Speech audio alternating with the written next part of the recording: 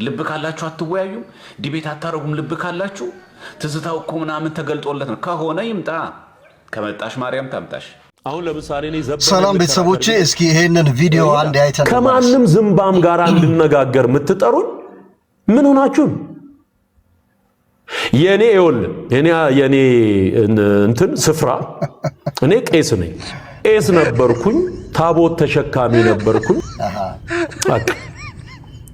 እንዲህ አይነት ዕውቀት ካለው ሰው ጋር የሚነጋገረው ይሄንኑ የዕውቀት ሌቭል ያለው ሰው ነው እንጂ ጸበል ቀጂ አይደለም፣ አረቄ ቀጂ አይደለም።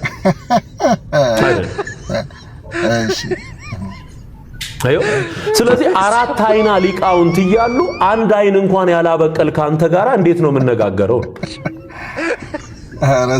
ገና አንድ አይን ያልበቀለልህ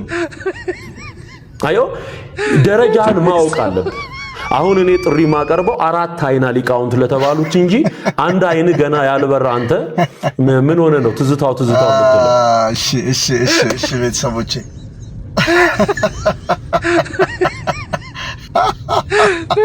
አረ ይሄ አመቱን ሙሉ ያስቃል ቤተሰቦቼ። እስኪ አሁን እንደው በሞቴ ዲያብሎስ ቁርጥ እሱን አድርጎ የወለደው የግብር ልጁ ትዝቲት ነው ምለው ነው። እንዴት ነው ከዲያቆን ወይም ደግሞ ከመምህር ዘማርያም ጋር የሚነጻጸር ወይም ደግሞ እኩልስ የሚሆነው? በምን አይነት ሞራል ነው ሲጀመር? ሞራል አለ? ልብ ካላችሁ አትወያዩም? ዲቤት አታረጉም? ልብ ካላችሁ ትዝታው እኮ ምናምን ተገልጦለት ነው ከሆነ ይምጣ። ከመጣሽ ማርያም ታምጣሽ። ይሄናክል የምትተማመኑበት ከሆነ ለተናገረው ንግግር በቂ መጽሐፋዊ ማስረጃ አለው። የቤተ ክርስቲያን ማስረጃ ዘማርያም ሰው ዌልካምና በቅዱስ ሥጋውና በክቡር ደሙ በሥርዓተ ተክሊል ጋብቻውን በሥርዓተ ቤተ ክርስቲያን የፈጸመ ሥርዓት ያለው ላነጋገሩ ለዛ ያለው አንድ የስድብ ቃል የማይገኝበት በማንኛውም የሃይማኖት የክርክር ወይም ደግሞ የዲቤት መድረኮች ላይ በሥርዓት ራሱን ገሶ የሚነጋገር ይህንን ድንቅና ቅዱሱ መጽሐፍ እንደሚለው ጭምት የሆነን ሰው አንተ ከኔ ጋር ትወዳደራለህ ይለዋል። ይሄ ዘመኑን በሙሉ በስድብ ያደገ መረን ባለጌ፣ በዚህ ዕድሜው ከአፉ የማይጠበቅ የስድብ ቃላት የማያልቁበት እጅግ በጣም መረን የሆነ ሰው በቅዱሳን ታቦት ላይ በቅዱሳን ላይ በድንግል ማርያም ላይ የሚሳደብና የሚያላግጥ ተስፋ የቆረጠ ሰው እንዴት ራሱን ከገዛ ከዚህ ብሩክ የሆነ መምህር ወይም ደግሞ ዲያቆን ዘማርያም ጋር ሊነጻጸር ይችላል? በጣም ይገርማል። ደግሞ ራሱን ሲገልጥ ከፍ ሲያደርግና ያ የድሮ ቁጭት ስላለበት እንዳያችሁት ካባውን አላወለቀውም፣ አልጣለው። ደግሞ ያ ቄስ መባሉ ዲያቆን መባሉ ነበርኩኝ ይለናል። ደግሞ ቄስ ነበርኩኝ። ይሄ ናፍቆት ነው እንደሚያንገበግበው፣ ትዝታ ነው እንደሚያንገበግበው። ትዝት ያው በትዝታ እንደምትሰቃይ የታወቀ ነው። ስለዚህ ቄስ ነበርኩ፣ ኪዳን አድራሽ ነበርኩ፣ ታቦር ተሸካሚ ነበርኩ። በነበርኩ ምንም የሚሰራ ነገር የለም በክርስትና ሕይወት። ፊተኞች ኋለኞች ፊተኞች ይሆናሉ ነው የሚለው የእግዚአብሔር ቃል። ምንም አዲስ ነገር የለም። ያንተ መምጣት መሄድ እንደው ተውት። ሌላውን ነገር ትተን አንድ ክርስቲያን በክርስቶስ አምናለሁ በእግዚአብሔር አምናለሁ የሚል ክርስቲያን በመጀመሪያ ደረጃ ፍጹም ከስድብ የራቀ ነው። በቆላስይስ ሰዎች ምዕራፍ 4 ቁጥር 6 ላይ እንደዚህ ይላል የእግዚአብሔር ቃል፣ ለእያንዳንዱ እንዴት እንድትመልሱ እንደሚገባችሁ ታውቁ ዘንድ ንግግራችሁ ሁልጊዜ በጨው እንደተቀመመ በጸጋ ይሁን ይላል። በዚህ ቃል ሲመዘን ይሄ ሰው ዜሮ ነው። ሲጀምር በየትኛውም የእግዚአብሔር ቃል ብትመዝኑት ይሄን ሰው ምንም ቦታ አታገኙለትም። እጅግ በጣም ስድና መረን የሆነ ከልክ በላይ የሳቅ በሽታ የያዘው በማይሳቀው የሚገለፍጥ መገልፈጥን ራሱ እንደ አንድ የእውቀት ዲግሪ አድርጎ ወይም ደግሞ ማስተር አድርጎ የያዘ ሰው ነው። ከዚህ ውጭ ሌላ እውቀት የለውም። በነገራችን ላይ ይሄ ልክ ያጣ ሳቅ፣ ልክ ያጣ ስድብ፣ ልክ ያጣ ጥጋብ አንድ ቀን ይበርዳል፣ አትጠራጠሩ። በጣም እኮ ነው የሚገርመው። ጸበል ቀጂ ይለዋል፣ አረቄ ቀጂ። ሲጀመር ጸበል ቀጂና አረቄ ቀጂ ምን አገናኘው?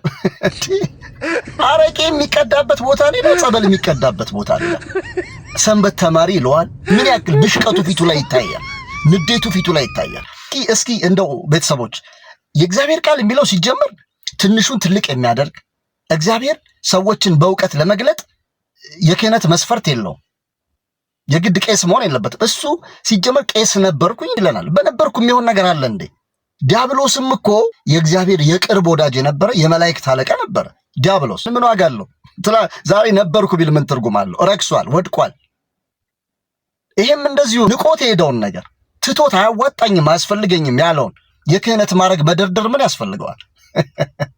አሁን በዚህ ክብር ያለው ዲያቆን ዘማርያም ነው፣ መምህር ዘማርያም ነው። ደግሞ ምን ይለናል? ከኔ ጋር ሊከራከር የሚፈልግ ካለ ከቤተ ክርስቲያን እውቅና ያለው ደብዳቤ ይዞልኝ ይምጣለ። የትዕቢቱ ጥግ ልክ እንደ አባቱ እንደ ትዕቢተኛው እንደ ዲያብሎስ ደግሞ ምን አለ እንደሰማችሁት እኔን የሚመጡኝ ሊቃውንት ናቸው አለ። እግዚአብሔር ይስጥህ ሊቃውንት ብለህ ማክበር በራሱ ይሄ ለነገሩ ወደ ሳይሆን አባቶቻችን እንዲሉ መንፈስ ቅዱስ አፉን ከፍቶ ፊቱን ጸፍቶ እውነትን ያስመሰክራል የሚሉት ቃል ይፈጸም ዘንድ ሳትወድ በግድ የቤተ ክርስቲያን አባቶች ሊቃውንት እንደሆኑ መስክራል። እና እነ መምህር ዘበነ ከመጡ እከራከራለሁ ከዘበነ ጋር ይለናል። ያንን ታላቅ መምህር ኦርቶዶክሳዊ መምህር ቀሲስ ዘበነ ለማ ዶክተር እሱ ይምጣ ይላል። ስለማያደርገው እኮ ነው፣ ሰበብ ነው። እሱ ቀርቶ ራሱ ትንሽ ያልከው ሰንበት ተማሪ ያልከው አንተ ለዚህ አትበቃም ያልከው መምህር ዘማርያም እኮ ና ብለዋል እንዴ። ሰበብ ሳያበዙ እኮ መገናኘት ነው። ክርስቲያን ደግሞ ትሁት ነው። እዚህኛው ቤት አልገባም፣ እዚህ የኔ ስፍራ አለኝ። አየህ ዲያብሎስም እንዲህ ነበር በትዕቢት ይወጠር የነበረው። ስፍራዬ አይደለም እንዲህ። የእግዚአብሔር ሰዎች ትሁታን ናቸው። ስለ እግዚአብሔር ቃል ሲሉ ስፍራ አይመርጡም። ጉድጓድ ውስጥ ይገባሉ፣ ወንዝ ውስጥ ይገባሉ፣ ጫካ ውስጥ ይገባሉ፣ ጨለማ ውስጥ ይገባሉ። አንተ ግን ያው የዲያብሎስ የግብር ልጅ ስለሆንክ ስለ ከፍታ ነው የምታወራው። ደግሞስ እግዚአብሔር ከትንሹ ቦታ እንደሚያነሳ ሌላውን ትተህ ዳዊትን ብትመለከት እኮ በቂ ነው። ንጉሥ ዳዊት እረኛ የነበረውን ጎልያድን በአንዲት ጠጠር የጣለው ወዳጄ በታስተውል እውነታው ሆነ። እናም ጸበል ቀጅነት እኮ ክብር ነው። ናታኒምነት ክብር ነው። የእግዚአብሔርን ቤት መጥረግ ክብር ነው። እንደውም ለክብር ለእውቀት የሚያበቃው ከታናሽነት ነው፣ ዝቅ ብሎ ከማገልገል ነው። ግን አንተ እንደምትለው ደግሞ አይደለም። እሱ ከዚያ ከፍ አድርጎት እግዚአብሔር ይኸው በቤተ ክርስቲያን እውቅና የለውም ነው ያልከው አይደለ? ቤተ ክርስቲያን አታውቀውም፣ ከሚያውቀው ጋር ነው የምከራከረው ነው ያልከው። ይኸው እንግዲህ ቤተ ክርስቲያን ታውቀዋለች። አውደ ምሕረት ሰታ መምህር ብላ ይኸው ጋብዛው ያስተምራል። ተመልከት። ከማንም ዝምባም ጋር ነው ያልከው። ይኸው እንግዲህ አንተ ይናከው እነ ሐዋርያው ቅዱስ ጳውሎስ እኔ ትል ነኝ፣ እኛ ጭንጋፎች ነን፣ አመዶች ነን፣ አፈሮች ነን ብለው ራሳቸውን ዝቅ ያደረጉ፣ ነገር ግን እግዚአብሔር በክብር ከፍ ካደረጋቸው መካከል አንዱ ነው። ይሄ የቤተ ክርስቲያን ሰው፣ ይሄ የእግዚአብሔር አገልጋይ እውቅናም ካልክ ይኸው እውቅና ያለው ሰው ነው። ግጠመው። ይሄ የፍርሃት ውጤት ነው። ዝምባሙንማ ዝንቦች ያውቁታል። እስኪ እንደው ማን ይሙት በእውነት ቤተሰቦች እንዲህ ይሄ ሕይወቱን በቅድስና እየኖረ ያለ ኑሮውን በቅዱስ ሥጋውና ክቡር ደሙ በሥርዓተ ተክሊል የፈጸመ በሥርዓት የሚኖረው ነው ዝንብ የሚወራው ወይስ በየሄደበት የሚሸና ቀሚስ ባየ ቁጥር በእውነት ቀሚስ ባየ ቁጥር በቁሙ የሚሸናውን ነው ዝንብ የሚወራው ወይስ ይህንን በፈሪሃ እግዚአብሔር የሚኖርን የተከበረ እግዚአብሔር አገልጋይ? ለሱ ደጋፊዎችና ለራሱ ህሊና ይህን ጥያቄ ተዋለ። እውነታው ይሄ ነው። የእግዚአብሔር ቤተሰቦች፣ ኦርቶዶክሳውያን ቤተሰቦቼ እውነት ምን አለ በሉኝ፣ ትዕቢተኞች ሳይዋረዱ ራሳቸውን ከፍ ያደረጉ ሁሉ ዝቅ ሳይሉ አይቀሩ እንደ ቅዱሱ መጽሐፍ ሆናል። ስለዚህ አንተ ሰው ሰበብ አታብዛ። ስድብ የፈሪ ነው፣ ሰበብ የፈሪ ነው። ስለዚህ ግድ የለህም፣ ሊቃውንቱ ይቅሩብህ፣ እነ መምህር ዘበነም ይቅሩብህ። እስኪ ከመምህር ዘማርያም ጋር ይኸው እውቅና የለውም እንዳትል ቤተክርስቲያን አውደ ምሕረት ሰጥታ መምህር ብላ ቦታ የሰጠችው ታላቅ መምህር ነው። አይኸው በቃ ለእውቅናው ከሆነ ይኸው ደብዳቤውን ይሰራል። ይኸው በተግባር ስለዚህ ና እውነት ካለ ናና